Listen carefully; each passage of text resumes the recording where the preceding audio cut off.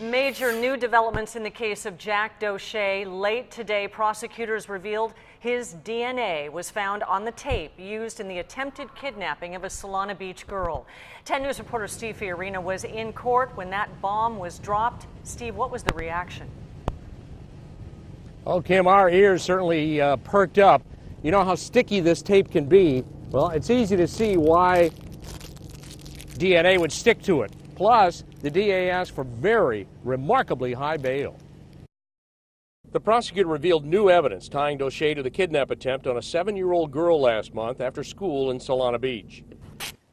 Forensic tests were run on the clear packing tape used to cover her face to prevent her screaming. We've recently learned that the sheriff's crime lab was able to confirm that the defendant's DNA was in fact on the tape that was removed from the little girl's face. We're allowed to show Jack Doshay in court now with just his face electronically tiled, no longer ordered to black out his entire body.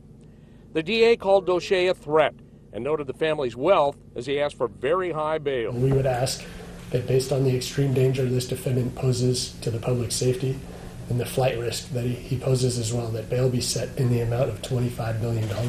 Judge William Gentry set bail at $2.5 million, along with several conditions. Doshay must go to a lockdown mental health facility, GPS monitoring 24/7. He must surrender his passport and no driving. Doshay, seen here in previously released pictures, could soon be out of jail. I'm going to meet with my client's parents, and decisions will be made. I'm not sure what those decisions are going to be yet, but we should know by tomorrow. The parents, prominent philanthropists Glenn and Karen Doshay of Rancho Santa Fe, did not attend the hearing. I advised them not to appear at this hearing today because of the inflammatory nature of the things that have been threatened and said about them in social media.